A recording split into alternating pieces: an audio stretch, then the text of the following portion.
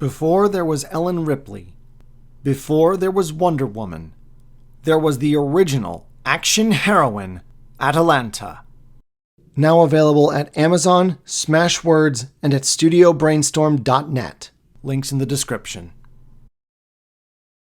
Where does one begin with Michael Moorcock?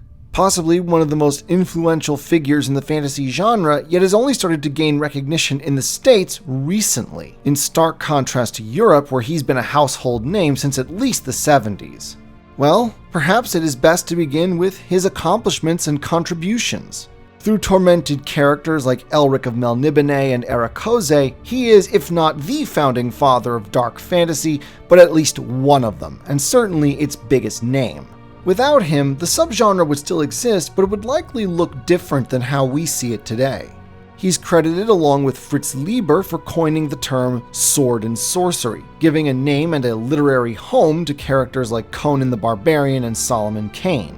He also played a major, indeed pivotal role in kicking off new wave science fiction, breaking away from the Golden Age style that had dominated the 40s and 50s. Indeed, literary history credits the beginning of the new wave with him becoming the editor of New Worlds magazine in the 60s. A less talked about, but certainly no less essential contribution that he made to the genre can be found in Dungeons & Dragons. The famous fantasy tabletop game is usually credited to being one-half Tolkien with its sprawling worlds and mytho-histories and diverse palette of fantasy races, and one-half Conan the Barbarian, with so many quests and storylines following a gang of murder hobos entering some dungeon or tower in the name of hair-raising action and adventure, not to mention the Barbarian being an entire character class on its own. But if you've ever looked at a D&D alignment chart and wondered where law and chaos came from alongside good and evil, fall to your knees and thank Michael Moorcock, presumably after you've stopped snickering at his surname. For the conflicts of his stories were not good versus evil like Tolkien and Lewis, but rather law, or order, versus chaos. A conflict that would become the driving force of what would eventually coalesce into the Michael Moorcock Multiverse. Whereas modern superhero multiverses exist because the creators thought, hey, maybe it would be fun and profitable to have different superhero characters interact with one another, Moorcock's multiverse is based around a few singular themes. Namely, what if all heroes are in fact the same guy? It wasn't an idea that he had fully formed from the start. It was mostly an idea that came in bits and pieces and eventually coalesced over the course of his career as he began to find similar themes for his characters to deal with. They may have differed in personality or appearance, but they all fought similar struggles against similar foes for similar reasons.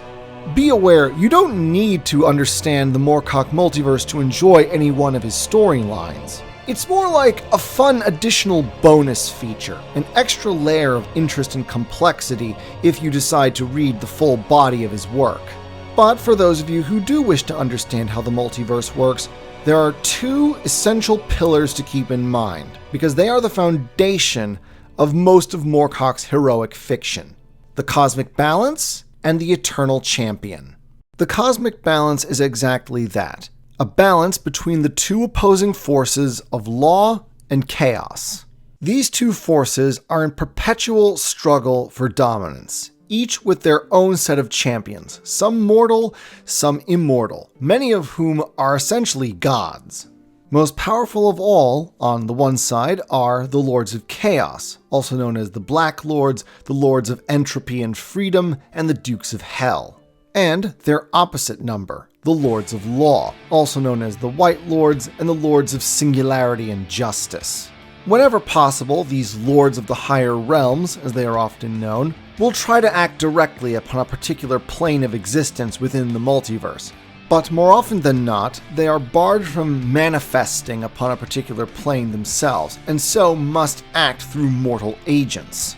In most planes of existence, a Lord of Law or Chaos cannot manifest unless they are directly summoned by a magic user. As a general rule, the Lords of the Higher Realms are the ones that drive most of the conflicts within the multiverse, and as their names imply, they are very much beyond good or evil. Their singular purpose, indeed as their nature demands they must, is to spread the influence of chaos or law across every possible plane of existence within the multiverse that they can manage. They seem to have no free will in this regard. They are simply required by their own nature to spread whatever force they are aligned with.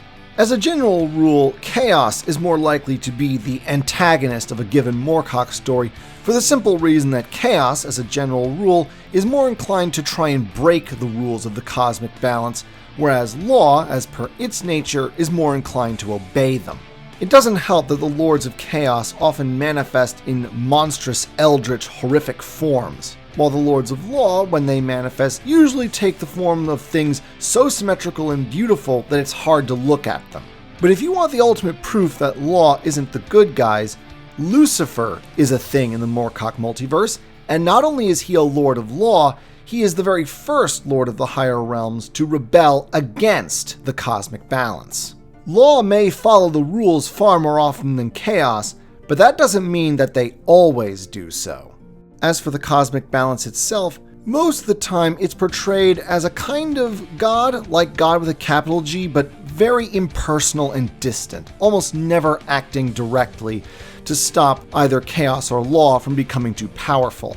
Like the Lords of the Higher Realms, the cosmic balance requires a mortal agent, a champion, the Eternal Champion. The concept of the Eternal Champion essentially happened when Moorcock thought to himself one day, what if all heroes are just the same guy? Literally the same guy, just incarnated over and over and over again in a myriad of different forms across a nigh infinite number of universes. Well, number one, it would be pretty miserable, wouldn't it? If you ever read a Moorcock story, get attached to his protagonist at your own risk, for they very rarely have happy endings. Indeed, it seems that the fate of the Eternal Champion, no matter what form he or even she takes, is a very bleak one. Always to struggle and suffer and fight and die and be reborn again, never fully understanding why they do this, why it's always them. Usually the luckier Eternal Champions are the ones who are oblivious to both their nature and their fate, who go through their lives never knowing what they are supposed to be. All they know is that they're fighting the good fight against whatever evil threatens their world, and that is the kindest fate they can hope for. Above all else, the champion's role is to maintain the cosmic balance. Usually this means that whenever he incarnates, he fights for whichever side is at a disadvantage. If law is in the ascendancy on a particular plane, the Eternal Champion fights for chaos, whereas on another plane where chaos is overpowerful, the champion will fight for law. Of course, time is completely relative within the multiverse, so not only can different incarnations of the Eternal Champion exist at the same time, but if circumstances are right, they can even exist together on the same plane of existence.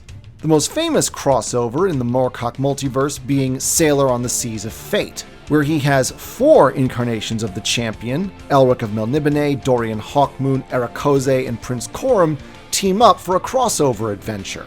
But even the Eternal Champion can't always go it alone in his struggle to maintain the balance. And so there are 3 other great archetypes that often, though not always altogether, feature in a Moorcock story. The Eternal Companion, the Eternal Consort, and always appearing in every story, the Black Sword. The Eternal Companion is essentially the archetype of the sidekick and ally to the champion. The companion's role is twofold. First, to aid the champion in any way possible in the struggle to maintain the balance, and 2, essentially act as a kind of lighthearted comic relief. I'm quite serious. Moorcock's protagonists tend to be brooding and grim. The companion is meant to lift their spirits, to keep them from completely succumbing to despair, especially as they grow increasingly aware of their true nature and purpose and the kind of hopelessness that comes with it.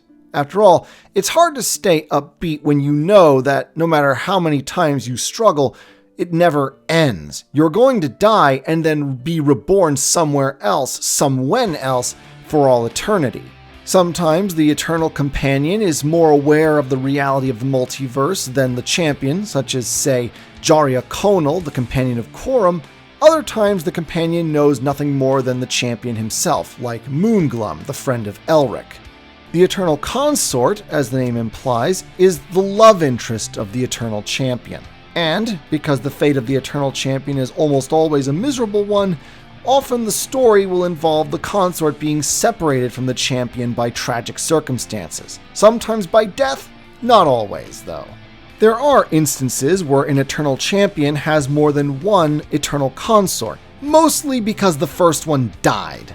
And to really drive home just how the Eternal Champion's lot is a pretty miserable one, consider the example of Jerry Cornelius, an incarnation of the Eternal Champion who lives in what's technically an alternate version of the 1970s, only instead of the people, it's often the world itself that seems to be on drugs.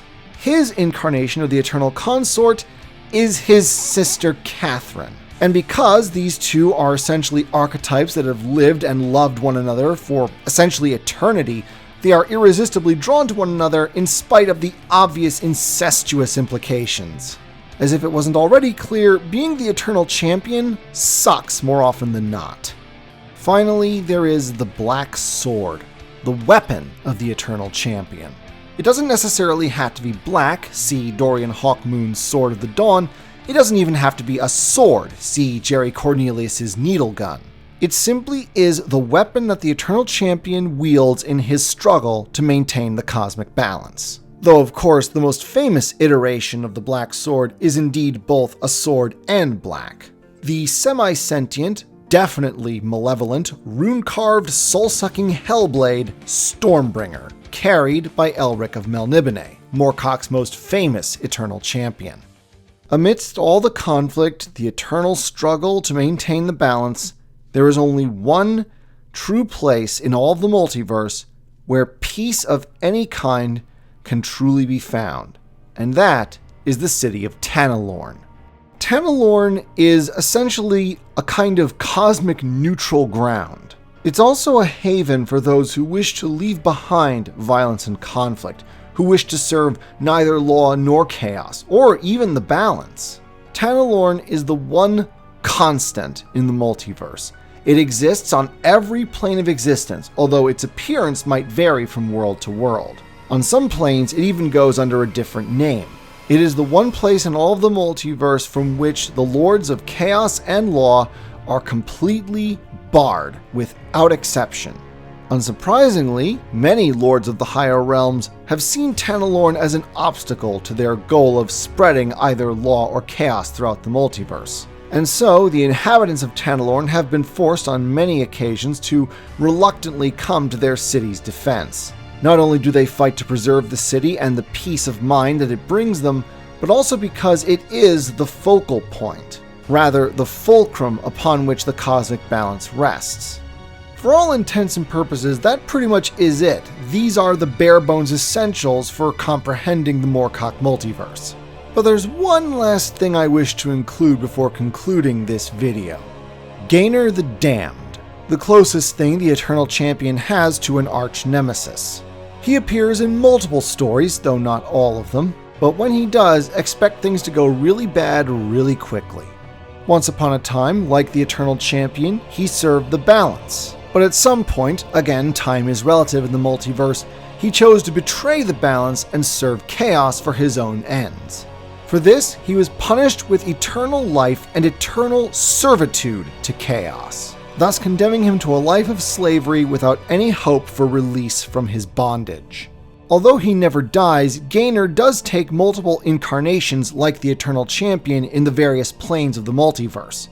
In fact, some theories speculate that he may have once been an incarnation of the Eternal Champion, which would certainly explain the severity of his punishment for betraying the balance.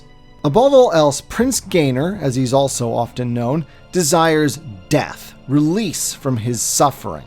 In his more megalomaniacal incarnations, he will also try to bring down the entire multiverse with him purely out of spite. With that, the primer of the Michael Moorcock Multiverse concludes. Next up, the first, most famous, and arguably still the best iteration of the Eternal Champion. Look forward to the world and the character of Elric of Melniboné. Until then. Special thanks to subscribers The Soul of the Dragon for voting for this on Subscribestar. See? Voting does matter, people, so join up.